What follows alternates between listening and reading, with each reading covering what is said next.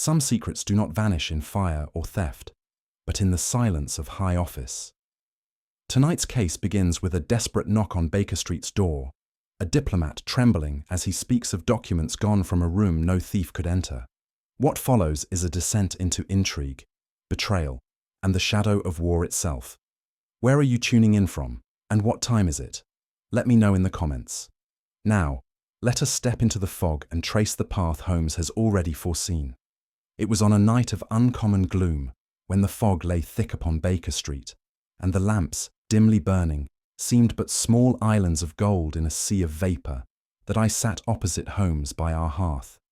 The fire glowed red in the grate, and my companion, stretched upon the settee, was silent save for the faint scratch of his violin bow as he tested a phrase too intricate for my comprehension. The stillness of the room was so profound that even the ticking of the clock seemed intrusive.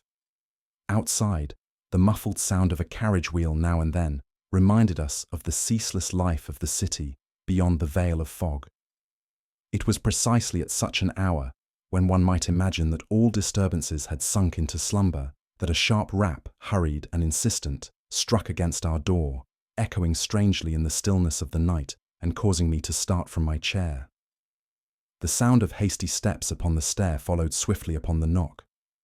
They were not the even tread of one at leisure, but an irregular, almost stumbling pace, as though burdened by haste and apprehension. I glanced at Holmes. His violin was already set aside, and his eyes, keen and grey, were fixed upon the door with that look of acute alertness which I had seen so often presage the entrance of some strange affair. He neither moved nor spoke, but the slight compression of his lips told me that his faculties were strained to their highest pitch. The steps drew nearer, and in that moment I felt, with the unreasoning intuition of the soldier, that whoever climbed those stairs carried with him the shadow of trouble, if not of calamity itself. The door opened upon a figure which, though still erect, betrayed the unmistakable signs of fatigue and fear. Our visitor was a gentleman of middle years, his dress of foreign cut but immaculate, save that his cravat was ill-adjusted and his gloves still in his hand as though torn off in haste. His face was pale, the lips pressed tightly together as he sought to command himself, yet his trembling fingers and feverish eyes belied the effort. With a bow that had in it something both of courtesy and desperation, he advanced into the room. "Gentlemen," said he, his accent betraying him as a subject of one of the northern courts of Europe, "I am an officer attached to the royal consulate, and I have come, though the hour is late, because no other course remains open to me." He sank into the chair I placed for him, and for a moment buried his face in his hands as though to collect the fragments of his courage before proceeding further. It was with a voice tremulous but firm in its resolve that our visitor at length began his account. He spoke of an office within the consulate, the private sanctum of the consul himself, whose door had been locked and whose key rested always in the custody of its master. Within a secure drawer, documents of the most delicate nature had been deposited, dispatches and ciphered communications whose value, if betrayed, might shake the relations between his sovereign and our own government. "And yet," he cried, raising his hand as though to strike the truth into our very minds, "when I entered that office this evening, the drawer was rifled, the papers were gone, and yet the lock bore no sign of violence. The door had not been forced, nor had any window stood ajar. It was as though the secrets had melted into the air." His voice quavered on the last word, and the sweat stood upon his brow. I could not but feel that we were confronted with one of those mysteries that defy the natural order of things. The man's agitation deepened as he spoke of the perilous consequences. Should the loss be revealed, suspicion must fall upon him who was charged with their care. "I am undone," he whispered hoarsely, "for my enemies at court will seize upon this, and my country will suffer besides. Nay, worse, if these papers should fall into hostile hands, it is no less than war that may be kindled by a single spark." He clasped his hands together in an appeal that was pitiful to witness, his voice breaking with the weight of his apprehension. For my own part, the gravity of the matter impressed me so deeply that I could scarcely find words of reassurance. Holmes, however, leaned back in his chair, his long fingers pressed together, his eyes fixed upon the ceiling in that attitude of cold abstraction, which I knew betokened the working of his mind, rather than indifference to the speaker's distress. At last, Holmes stirred. "You speak of the door being locked. Who possesses keys besides the consul?" His voice was even, without sympathy or severity, but with that quality of inevitable precision which compels an answer. The diplomat hesitated, then faltered through an explanation of 2 clerks, 1 secretary, and a single trusted servant, all of whom had access to the corridor, but not, he insisted, to the drawer itself. Holmes pressed on with inquiries concerning the hour of discovery, the habits of the consul, and the presence of any strangers within the building that night. Each question was simple, yet it stripped away pretense, until our visitor, shifting uneasily, betrayed small contradictions of time and circumstance, which he sought vainly to reconcile. I marvelled at the penetration that could detect so much in what seemed to me mere trifles. For some moments after the last answer had been given, Holmes remained in profound silence, his gaze bent upon the fire, his brows drawn low, as though he weighed the matter against some inner standard. Then, with a sudden movement, he turned to our guest. "Sir, I will take your case, but let me warn you. Truth, once uncovered, may bring with it consequences more perilous than concealment. Are you prepared for that?" The diplomat bowed his head in assent, though I could see the tremor in his hand as he raised it to his brow. Holmes rose, signalling that the interview was at an end. As our visitor departed into the fog, I felt a chill settle upon me, as though the night air itself had crept into our rooms. It seemed to me that a shadow of impending calamity had crossed our threshold, and I could not shake from my mind the sense that we stood upon the brink of some grave and secret peril. The fog had somewhat lifted, yet the night retained its muffled hush as our cab rattled through the deserted streets of London. Holmes, seated opposite me, was sunk in one of his characteristic silences, his long fingers drumming lightly upon his knee, his gaze turned inward to that private realm where his mind seemed always to labour with unseen figures. Our client, meanwhile, sat erect beside me, yet his face, caught occasionally by the glow of a passing lamp, bore the strained expression of one haunted by invisible terrors. I confess that the chill of the hour and the sombre desolation of those wide thoroughfares pressed heavily upon my spirits. The looming facade of the Consulate soon came into view, its stone frontage stark and unyielding against the fog, and it struck me forcibly that secrecy and danger appeared to cling about the very building, as ivy clings to the stone it feeds upon. At the great iron gate, we were halted by 2 watchmen, whose lanterns cast long streaks of light across the gravelled path. Their stern challenge, delivered in the brusque accents of men long accustomed to vigilance, was answered quickly by our companion, who produced his credentials with a trembling hand. The men scrutinized us with a suspicion that seemed equal parts duty and instinct, for there was that in our nocturnal arrival which bespoke trouble rather than routine. After a moment's hesitation, the gate swung open, its hinges groaning like a reluctant sentinel. We were ushered into the inner courtyard, where dim lamps burned at long intervals, and thence into the silent corridors of the Consulate. The place seemed vast and hollow, each footfall echoing like the beat of a muffled drum, while the shadows clustered in the recesses of the hall with a watchfulness that set my nerves on edge. We reached at last a door of formidable appearance, its heavy oak panels banded with iron and its lock one of uncommon solidity. Our guide paused, producing from his pocket a key, which he inserted with fingers that shook perceptibly. The wards turned smoothly, the door swung inward with no sign of disturbance, and yet the scene that met our eyes bore witness to intrusion. The great desk that stood at the centre of the chamber had been thrown into disarray.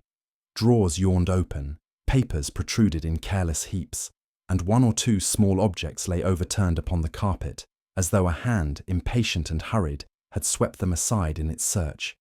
To my mind, Accustomed as I was to ordinary domestic burglary, it seemed incredible that such violation could occur within the walls of a guarded embassy.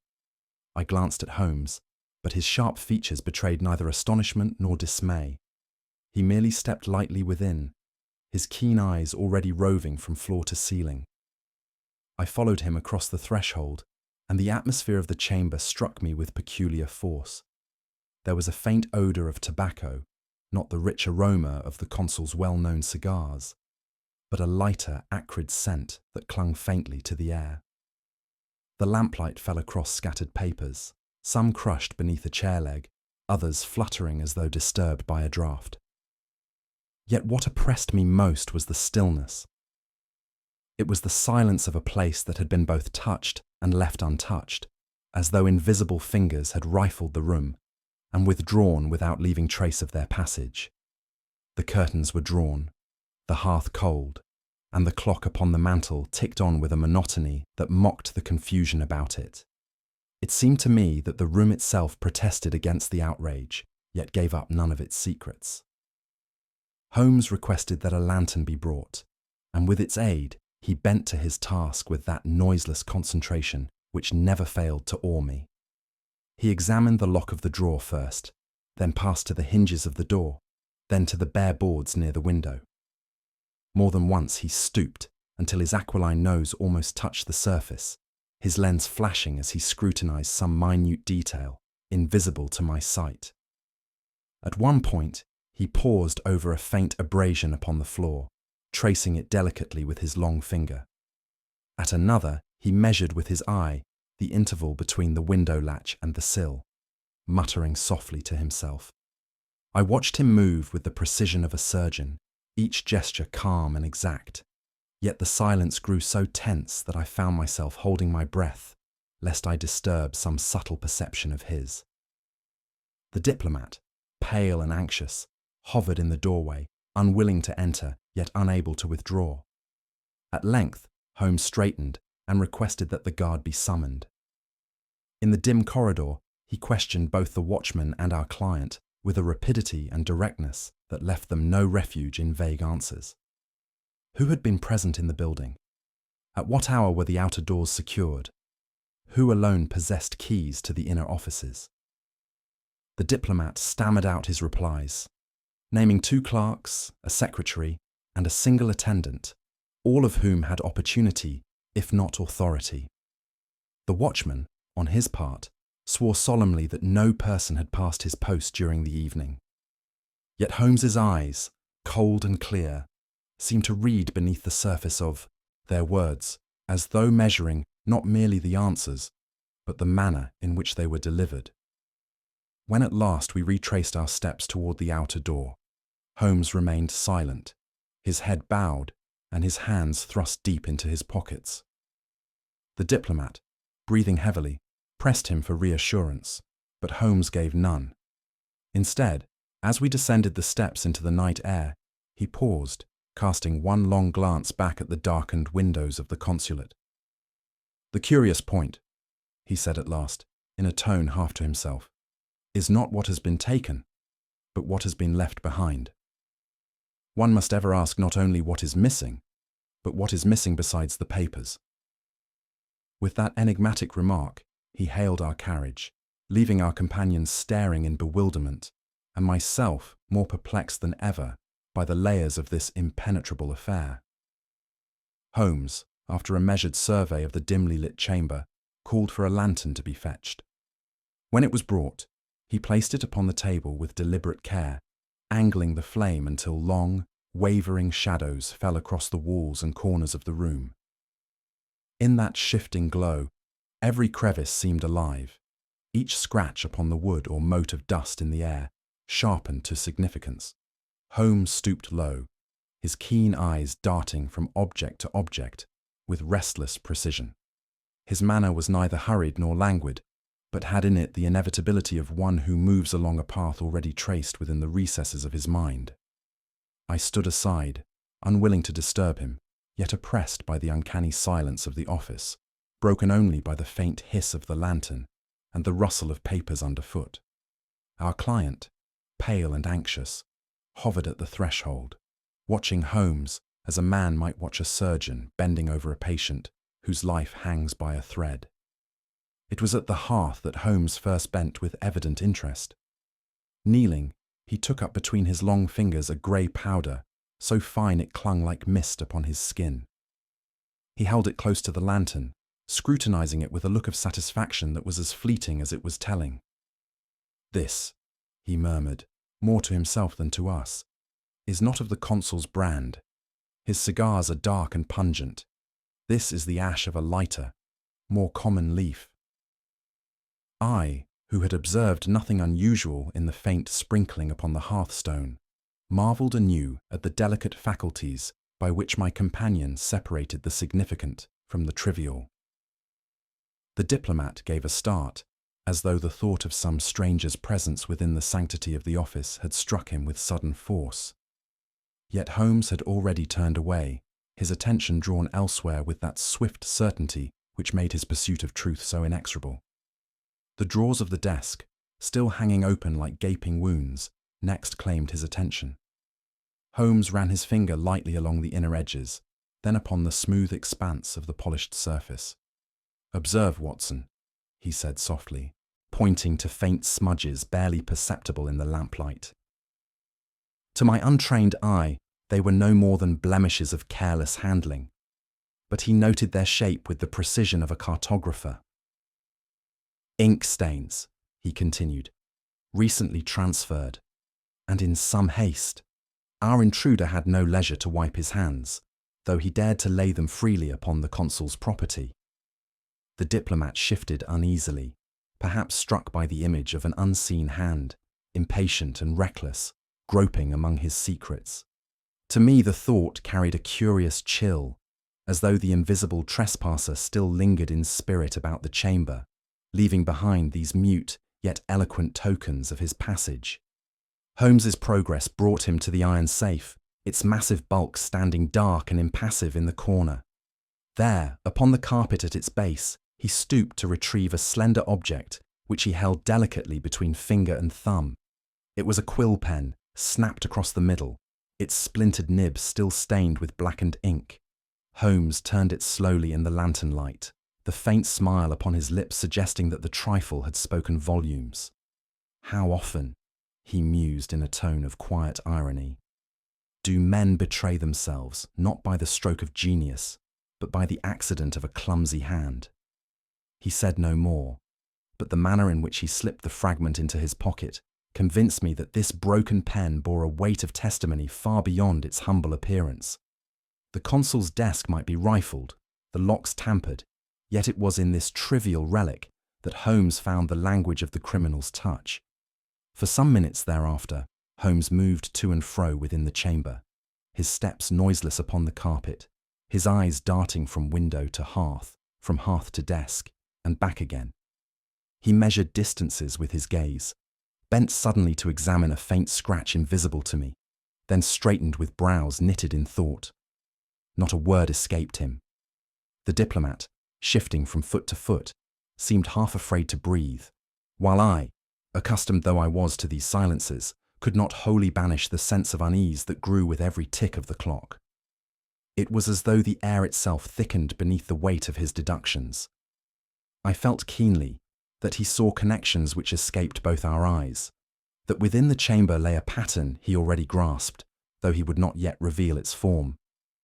My own mind, less disciplined in such matters, strayed along the more obvious paths. Was it not possible that some negligent clerk had left traces of his carelessness upon the desk, or that a servant, curious and overbold, had strayed within? Might the secretary, whose debts were whispered of, have taken the desperate step of rifling his master's drawer? These conjectures seemed plausible enough to me, yet Holmes, glancing at me with that piercing look which seemed to divine my very thoughts, gave a faint shake of the head.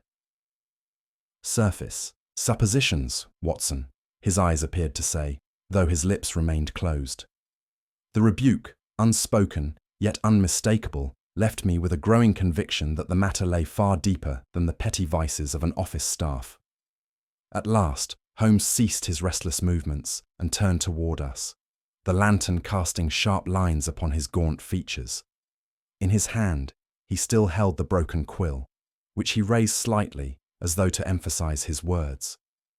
"These ashes," he said, "and this pen speak more plainly than their author intended."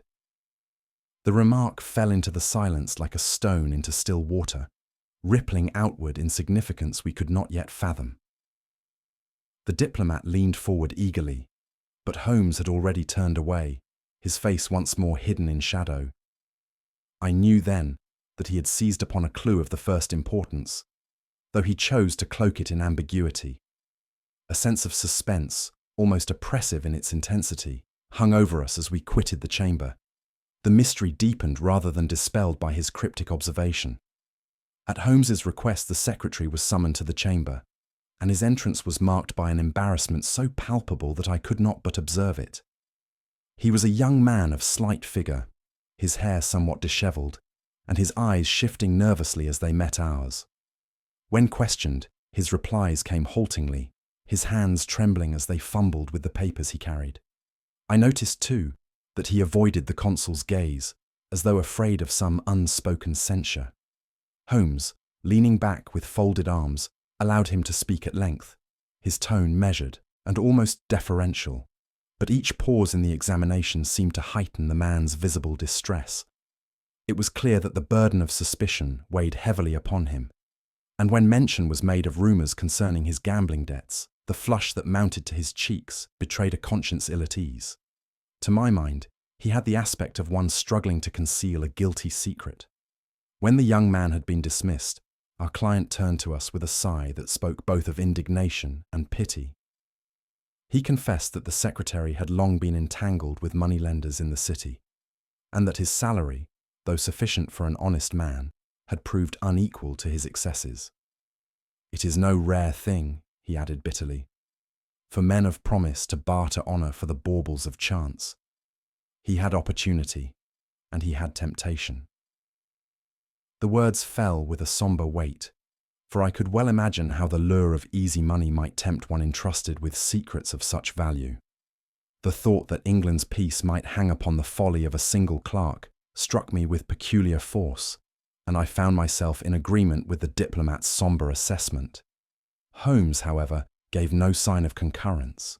His keen features remained impassive, his eyes fixed upon the dying embers of the hearth as though the matter concerned him but little. For my own part, I confess that my mind was already satisfied. I had seen too often how financial desperation leads to moral downfall, and the secretary's nervous demeanour seemed to me but the outward sign of inner guilt.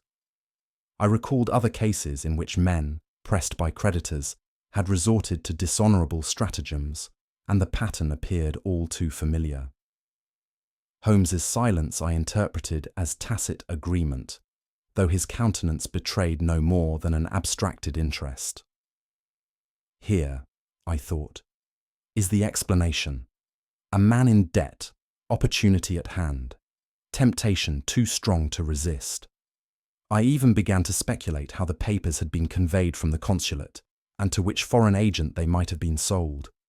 In this, however, I was alone, for Holmes neither confirmed nor denied my surmises, but sat with lips compressed and eyes half closed, like a man weighing some deeper calculation. It was the night watchman who next furnished information of a startling character. He declared that shortly before midnight he had glimpsed a figure slipping away from the Consulate gates. The man was cloaked heavily, his hat drawn low, and his step hurried, as though desirous of avoiding observation. The watchman, though unable to identify him, was convinced that he was no member of the regular staff, and that his aspect was that of a foreigner. He had passed swiftly into the fog, and though pursuit was attempted, he was soon lost in the darkness. The diplomat, at this recital, threw up his hands in dismay, convinced that a rival embassy had already obtained possession of the missing documents. The thought of espionage, dark and menacing, seemed to hang like a pall over the chamber, and I too felt that the shadow of international intrigue was closing about us. Holmes alone remained unmoved, his gaze fixed keenly upon the speaker, but his lips still sealed in that infuriating calm, which concealed more than it revealed. It seemed to me that the net was tightening around the guilty. On the one hand, a secretary whose debts furnished ample motive. On the other, a mysterious foreigner whose presence could hardly be accounted innocent. Between them, surely, lay the explanation of our mystery. Yet Holmes, when pressed for his opinion, merely observed in a tone of quiet irony that the obvious suspect is often the most convenient. Appearances, he remarked, are nature's camouflage, and men of ill intent rarely paint their faces with guilt so openly. His words, though characteristically enigmatic, served only to deepen the perplexity of our client, who begged him to speak plainly. Holmes, however, merely relapsed into silence, his fingers steepled beneath his chin, his eyes reflecting that inward fire which told me that his mind was moving along paths invisible to ordinary reason. As we quitted the chamber together, I could restrain myself no longer. "Surely, Holmes," I whispered, "the evidence against the secretary is overwhelming, and the foreigner's flight damning beyond question." He turned his head slightly, and the flicker of a smile passed across his features. "Surface stains, my dear Watson," he murmured, "rarely indicate the deepest corrosion. To cleanse the vessel, one must look within, not without." He offered no further explanation, but the quiet conviction of his tone impressed itself upon me more powerfully than argument. We stepped at last into the foggy night. The lamps flickered dimly in the mist, and the air held that peculiar chill which seems to presage calamity. Holmes stood for a long moment upon the threshold, his gaze fixed upon the darkness as though reading characters invisible to my eyes. The diplomat shifted restlessly beside us, but Holmes neither moved nor spoke. There was a brooding weight in his silence, a sense that the shadows themselves whispered of guilt not yet disclosed. I felt an uneasiness creep over me, as though we had touched but the fringe of a mystery far more profound than any we had yet uncovered. Holmes at last stirred, but his lips remained closed, and the secret workings of his mind were locked more tightly than the consulate's own doors. We had scarcely quitted the shadow of the consulate when a cry rang out in the fog, sharp, sudden, and laden with distress.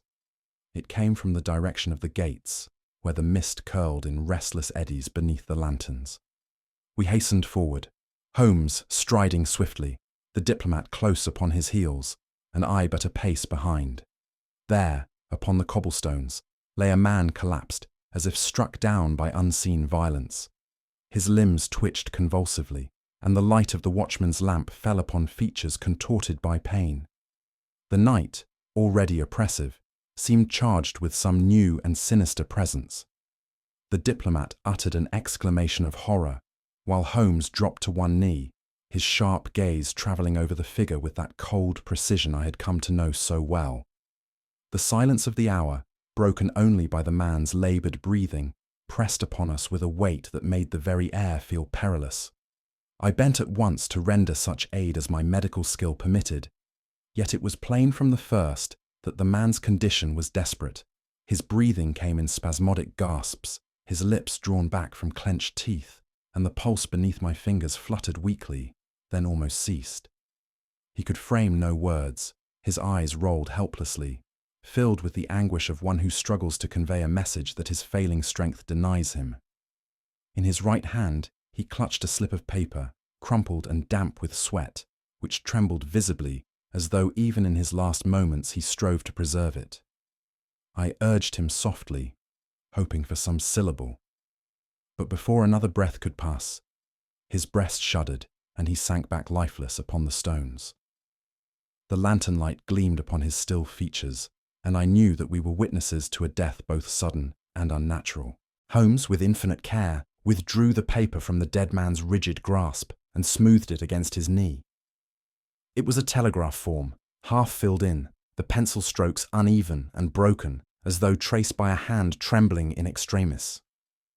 The words were strange, disjointed, and seemingly devoid of sense. Fragments of syllables, repeated letters, and an unfinished phrase that tailed off abruptly, as if the writer had been wrenched away from life mid-sentence. To the diplomat, They appeared the incoherent ramblings of delirium, yet I saw Holmes's eyes kindle as he bent over them in the wavering light. "A message, Watson," he murmured, though cloaked in the very act of death. To dismiss it as mere nonsense would be the gravest folly. He folded the form carefully, as one might preserve a rare specimen, and slipped it into his pocket with a gravity that deepened the awe of the moment. Holmes next examined the corpse with that swift minuteness which spared no detail. He bent low over the man's mouth, then pressed the fingers gently, raising them to the lantern's glow. "Note," he said quietly, "the bluish tinge upon the lips and the curious discoloration of the tips of the fingers. No apoplexy here, Watson. We have the hand of poison." The words, spoken without excitement, carried the chill of irrevocable truth. I bent again, this time with a physician's eye, and could not deny the justice of his observation. The diplomat shuddered audibly, muttering that some enemy had struck down the messenger to silence him forever. The fog clung close about us, as if jealous to conceal the deed, and I felt a tremor creep through me at the thought that we stood within reach of a murderer whose very method defied detection. We bore the body into the guardroom, where the dim lamps cast a sickly light upon the scene. The diplomat, pacing to and fro, wrung his hands in visible agitation. "It is espionage, gentlemen," he declared, "a plot of foreign agents. The telegram was meant to betray them, and for that he was struck down." His words carried the fervour of conviction, and I too could not banish the thought that we had witnessed the silencing of a witness at the very moment of revelation. Holmes, however, stood motionless, the dead man's slip of paper in his hand, his face a mask of abstraction. To me it seemed monstrous that such a man could die with his secret untold. Yet Holmes's silence suggested that he discerned meaning even in the fragments which baffled our eyes. The steady hiss of the gas lamps seemed to mock our impotence, while the night pressed in from beyond the narrow windows like a conspirator watching in secrecy. At length, Holmes spread the form upon the table and drew the lantern close. His finger traced the wavering characters, lingering upon certain broken letters and a curious repetition that I had scarcely noticed. "Observe, Watson," he said, tapping lightly at one fragment. "Even a trembling hand obeys habit.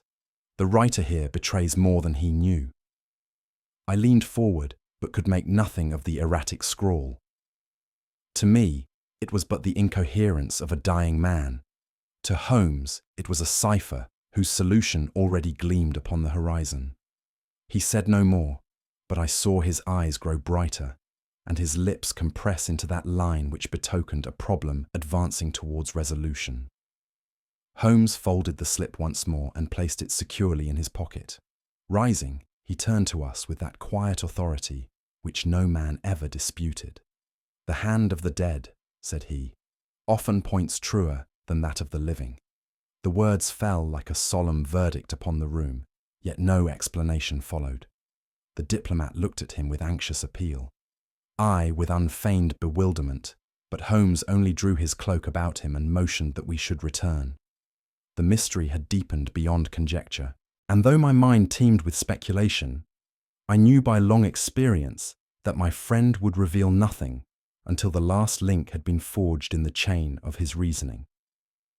We passed out once more into the fog, carrying with us the oppressive knowledge that the silence of the grave had yielded a message, yet one which remained shrouded in darkness. It was under the pale light of the following morning that Holmes and I once more presented ourselves at the Consulate. The fog of the previous night had lifted, leaving the city washed in a thin, colourless sunlight that lent the streets an aspect both sharp and lifeless. The building itself, which had loomed so forbiddingly in the hours of darkness, now appeared less menacing, though still it carried with it an air of solemn reserve befitting its purpose.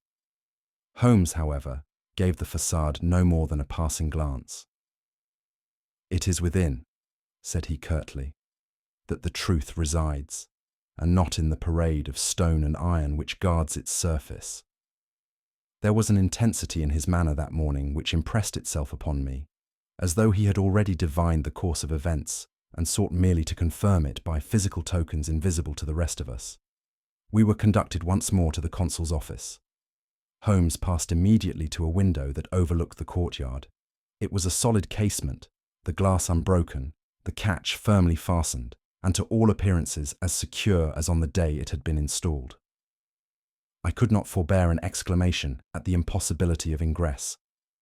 "You perceive, Holmes," I remarked, "how inconceivable it is that any intruder could have entered here without leaving unmistakable traces. The lock is intact, the panes untouched. It is as though the very laws of matter must be set aside before a man could pass." My companion made no reply, but bent his head close to the fastening, his lens flashing in the sunlight as he scrutinized each groove and notch with unwavering care. His silence was eloquent.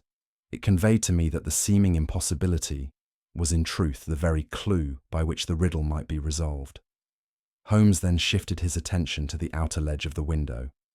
With a precision that I had long since ceased to question, he crouched low and examined the painted sill. "Observe, Watson," he said quietly, indicating with the tip of his finger a series of minute abrasions scarcely visible to the naked eye. At first, I saw nothing.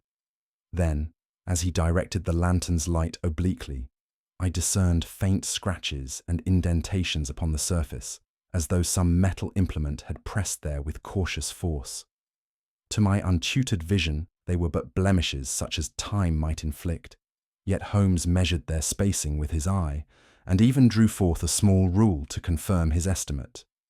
"Not chance, Watson," he murmured, "but deliberate contact." He recorded the marks carefully in his notebook, his brow furrowed in thought, while the diplomat looked on in mute bewilderment. From the sill, Holmes's attention passed to the floor immediately beneath the casement. He knelt, brushing lightly with his hand, and showed us a thin streak through the fine coating of dust. "Here," said he. Something was pressed or dragged across the surface with sufficient weight to disturb what had gathered. I bent eagerly, but to me it seemed the merest trifle. "Surely such marks might be the result of ordinary usage," I suggested. "The opening of the window, the shifting of a chair, any trivial act might account for them." Holmes looked up sharply, the gleam of amusement in his eye tempered by patience. "And yet, my dear Watson, trifles are the very hinges upon which the doors of truth swing. We neglect them at peril of error." The words struck me with their accustomed force, yet I remained unable to piece together the significance of the faint, almost spectral line he indicated. Holmes stood at last, brushing the dust from his fingers, and surveyed the chamber with that air of command which always accompanied his conclusions. "It is a curious thing," he remarked slowly, "that a door may be closed and yet open, locked and yet passable. Appearances, as you see, are the least trustworthy of sentinels." His tone carried that cryptic quality, which at once tantalized and disconcerted me. To my ears the words were paradox, yet I knew well that behind them lurked some subtle truth which would in due time be made plain. The diplomat, hearing this strange assertion, looked from one of us to the other with growing unease, but Holmes offered no clarification. Instead, he paced once more about the room, pausing now and then to glance at the window and the desk, as though weaving together strands invisible to ordinary reason. Watson's political theories. Unable to restrain myself, I ventured once more into speculation. "Surely, Holmes," said I, "all points to some act of espionage. The dying telegram, the foreign stranger at the gate, these are links in a chain which binds the theft to international intrigue. The courier was silenced to prevent his disclosure, and the documents even now are passing into hostile hands." I spoke with conviction, for to me the sequence of events was clear as daylight. Holmes listened in silence, his expression betraying neither assent nor contradiction.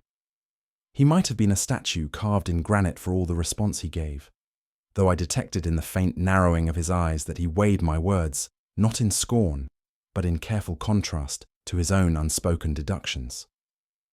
At last Holmes closed his notebook, and slipped it into his pocket with a gesture of finality. He turned to us, his features calm yet charged with that quiet satisfaction which heralded a discovery firmly secured. "The hand that left those marks," he said, in a tone low but distinct, "shall not escape my grasp." Nothing further would he vouchsafe, and I, though burning with curiosity, knew better than to press him. Yet I could not rid myself of the sense that we stood upon the brink of revelation, though still the abyss of ignorance yawned before me. The diplomat glanced from Holmes to myself, his face a mask of perplexity and fear, while Holmes, already absorbed in his next step, strode from the chamber with the air of a man whose quarry, once shadowy, had now taken on the first outlines of substance. Holmes spent much of the afternoon in a curious occupation which perplexed me not a little. He drew chairs into a semicircle about the hearth, shifted them with almost mathematical precision, and stood back to survey the effect as though he were arranging a stage for some private performance.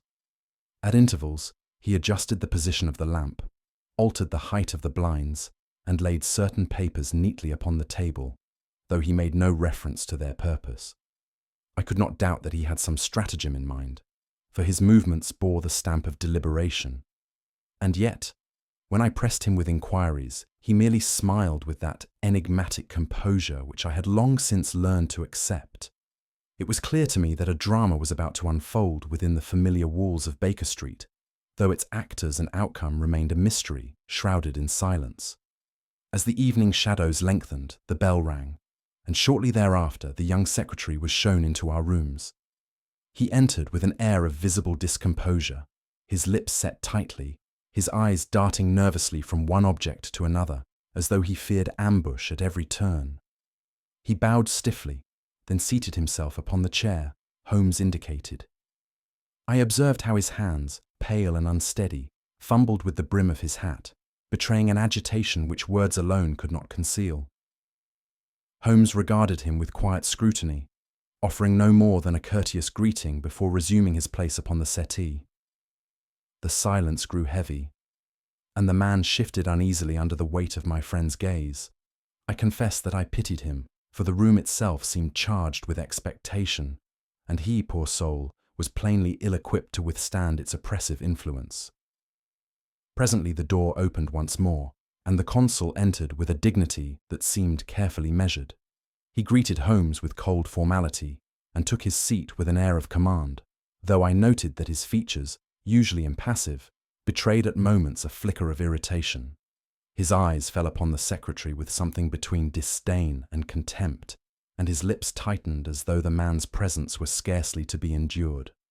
Holmes received him with studied courtesy, his manner so calm, so deliberate, that it seemed to me he was pouring oil upon waters he intended soon to disturb. The atmosphere in the room thickened palpably, as though invisible threads had been drawn taut between the players of some intricate game, each waiting for the first move to be declared. We had scarcely settled into this uneasy company when a knock sounded upon the door. Holmes himself rose to admit the new arrival, and to my astonishment ushered in a figure wholly unlooked for. The expression upon the secretary's face changed at once to one of alarm, while the consul stiffened in his chair, his eyes narrowing with sudden hostility. I, who had not anticipated further guests, found myself at a loss to comprehend Holmes's purpose. Yet it was plain that the balance of the room had shifted in that instant. The new visitor, calm and inscrutable, seated himself without invitation, and by his very presence altered the tenor of the gathering. It seemed to me that Holmes had introduced into our midst the missing piece of some elaborate puzzle, and that its meaning would shortly become clear. Holmes now assumed the role of inquisitor, though his voice remained soft and courteous. He addressed first the secretary, eliciting from him a halting account of the night of the disappearance. At each step, Holmes pressed him with questions so simple and precise that the man's contradictions became painfully evident. Turning then to the consul, he invited a parallel account, and once more I observed slight discrepancies in time, gesture, and emphasis which did not escape my friend's notice. The unexpected visitor, too, was drawn into the inquiry, though Holmes's questions to him were of a different character, subtle and indirect, as though designed less to test his veracity than to observe the effect upon the others. I marvelled at the delicacy with which Holmes spun his net, each strand invisible to those ensnared until, almost without realizing it, they found themselves caught fast within its meshes. As the questioning proceeded, the atmosphere grew ever more charged. The secretary, stammering under the pressure, cast anxious glances towards the consul, who responded with cutting remarks that barely masked his rising anger. The unexpected guest, with a coolness that seemed almost insolent, let slip a veiled threat which caused the diplomat to start upright in indignation. I confess that I feared the gathering might dissolve into open violence, so fierce had the undercurrents become. The very air seemed laden with menace, and I felt my own nerves tighten as though awaiting the crack of a storm. It was at that moment that Holmes interposed, his voice cutting through the tumult with sudden authority. He rose, his figure tall and commanding in the lamplight, and declared that the truth of the matter already lay within his grasp. His words fell with a weight that stilled the room. The consul's lips pressed tight, the secretary shrank back into his chair, and the unexpected visitor folded his arms in uneasy silence. For a moment, no one spoke. The hush that followed was heavy, portentous, like the charged stillness that precedes the stroke of lightning. I knew, with a certainty that chilled me, that Holmes stood upon the very threshold of revelation, and that the storm he had summoned must soon break upon us all. The atmosphere within our sitting room was such as I have seldom experienced, even in those singular dramas which had played themselves out at Baker Street. The chairs Holmes had so carefully arranged were now occupied. The young secretary, pale and restless, the unexpected guest whose presence lent an added gravity to the proceedings, and the consul himself, who bore himself with outward dignity, yet betrayed an uneasiness in every restless motion of his hands. Holmes, seated in his armchair, leaned back with his fingers steepled, and his gaze fixed unwaveringly upon the consul. He did not speak, and the hush lengthened into something oppressive, as though he sought to wring a confession by silence alone. The clock upon the mantel ticked with a measured insistence, and the crackle of the fire only served to heighten the sense of waiting. I confess that my own nerves grew strained under the pressure, for I knew that my friend had drawn the net tight, and that but a single word from him would suffice to expose the quarry he had so long pursued. At length, Holmes rose, his voice calm, but with that underlying resonance which never failed to command attention. "Gentlemen," said he, "before we proceed to the heart of this affair, it is necessary that one shadow be lifted from this room. Much has been made of the secretary's financial embarrassments. I will not deny their existence, but I do deny that they had any bearing upon the disappearance of the papers." The young man started, his face a mingling of hope and incredulity. Holmes continued inexorably. The suggestion of debt was a convenient veil, intended to divert suspicion toward a vulnerable subordinate. Yet when tested against fact, it dissolves. The safe was rifled with a dexterity far beyond his capacity. The telegram from the dying courier pointed elsewhere, and most tellingly, the faint ink stains upon the desk were made by a hand habituated to the very documents themselves, not by one unfamiliar and hurried in his theft. The consul's lips compressed, and I saw the colour mount to his cheeks. The secretary, meanwhile, gave a gasp of relief, as though a crushing weight had been lifted from his chest. Holmes moved now to the table, upon which lay the small relics he had preserved. He held up between finger and thumb a pinch of grey dust. "This ash," he remarked, "is of a brand peculiar to the northern provinces, cheap, acrid, and common among the sailors of that coast. It is never used by the secretary, who smokes only the Turkish blend he affects in imitation of fashion.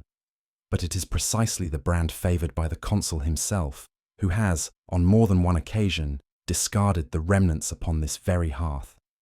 A murmur ran through the room, but Holmes pressed on, drawing forth the broken quill. "Here, too, lies the pen with which the thief sought to complete his work. It is no clerk's implement, but a quill of unusual length, cut in a manner I have seen only in the consul's hand. He alone, in this office, preserves the old-fashioned practice of trimming his own pens. He let the splintered nib fall upon the table, where it lay like a fragment of a shattered mask. Thus we see, Holmes concluded quietly, that the very trifles, the ash upon the hearth and the broken quill by the safe, speak more eloquently than any testimony of servants or clerks. They speak of a hand high in authority, and nearer to the heart of the Consulate than any had dared to suspect. Holmes now drew from his pocket the crumpled telegram which he had taken from the dead courier's hand. Smoothing it upon the table, he held it to the lamplight, and we all leaned forward with involuntary eagerness. "You will recall," said he, "the strange collection of half-formed words, the repeated syllables, and the unfinished phrase that seemed incoherent to all but the most attentive eye. See here. These broken strokes form not random nonsense, but the first letters of a name. The trembling hand of a dying man, labouring under poison's cruel grip, could trace no more than fragments. Yet those fragments suffice. Mark the repeated K-O-N before the pen fell from his grasp. What else can it signify but consul? He strove, with his last flicker of strength, to point not to an enemy abroad, not to some shadowy foreigner, but to the very master of this office as the betrayer. Death is a stern witness, gentlemen, and the hand that wrote these characters, though palsied, spoke a truth too dire for accident. A hush followed his words, broken only by the diplomat's gasp and the consul's involuntary movement as he shifted heavily in his chair. Holmes turned now to the question of entry. "It has been said," he continued, "that the mystery lay in the sealed security of this chamber. The door was locked, the window apparently fastened, and yet the documents vanished. In truth, the difficulty was an illusion of the consul's own contriving. Observe, the scratches upon the sill, faint to the unpractised eye, and the streak where dust had been displaced. These speak of an object lowered by rope, drawn across, then raised again. No intruder entered. The consul himself opened the window, conducted his little charade, and fastened it once more. To his staff and to the watchman, it appeared that the sanctity of the office had been violated from without. In reality, it was a fraud designed to cast suspicion far from its source. Thus the seeming impossibility of ingress became the consul's greatest shield, until trifles, the ash, the quill, the dying message, betrayed him. Holmes's words fell with quiet force, and I marvelled again at the relentless logic which could build so formidable a structure upon such slender foundations. At this last stroke, the consul could endure no longer. He rose from his chair, his face dark with suppressed passion, and stammered out a denial so vehement that it carried with it its own condemnation. His hands trembled, his voice broke, and the mask of dignity he had so carefully maintained crumbled in an instant. "Lies! Calumny! Insolence!" he cried, but the defiance rang hollow, and even as he spoke the anger drained to despair. The secretary shrank back as if struck, while the diplomat hid his face in his hands. I confess that a chill ran through me at the spectacle of a man of high station thus unmasked before his peers, for the weight of treachery is never so heavy as when it falls from above. Holmes remained unmoved, his countenance grave, but impassive, as though he looked not upon a man, but upon the inevitable outcome of deceit laid bare by truth. There followed a silence, heavy and uncomfortable, which Holmes at length broke with words of measured calm. "This matter," said he, "must proceed no further. To drag it into the light would imperil not merely reputations, but the peace of nations. Let it suffice that the documents are restored, and the consul's career terminated by hands more discreet than ours. Justice in this case must yield to necessity." The diplomat, pale and shaken, assented with a heavy heart, recognizing the wisdom though recoiling from the cost. For my part, I could not escape a sense of unease, for it seemed to me that silence might here serve treachery as well as truth. Yet I knew that Holmes had weighed the alternatives with his customary severity, and that in such matters no lesser counsel could prevail. Later that night, when all had departed and we sat once more in the quiet of our rooms, I ventured to express my misgivings. Holmes, leaning back in his chair, regarded me with that expression in which irony and melancholy so often mingled. "My dear Watson," said he, "an enemy without may strike at the gates, but betrayal within corrodes the very stone. Foreign spies are but wolves at the fold. It is the treacherous shepherd who imperils the flock. Remember it well. Corruption at the heart of power is the deadliest foe of loyalty, for it rots what should be most secure. And yet," he added more softly, "truth, though veiled, will in time assert itself, even when the world dares not speak it aloud." With that, he relapsed into silence, and I, moved by the sombre justice of his words, felt the weight of a case in which victory had left behind no triumph, only the cold shadow of disillusion. Holmes sat long in his chair after the consul's departure, his eyes half closed, the smoke of his pipe curling upwards in the lamplight. At last he spoke, his voice calm but edged with severity. "Watson, men often fear the enemy beyond their gates, yet forget that treachery breeds most dangerously within. It is not the spy who most imperils a nation, but the official who sells his own trust for the coin of ambition." His words lingered in the air, a judgment as cold as the night beyond the window. And so, dear listener, what do you think was the consul's gravest mistake? His clever staging of an impossible theft, or his belief that trifles such as a broken quill and a trace of ash would pass unnoticed by the eyes of reason? If you enjoyed unraveling this mystery, share your thoughts below. Let me know your theories, and be sure to comment, subscribe, and pass this story on to fellow admirers of Sherlock Holmes's world. Another case awaits, just beyond the fog.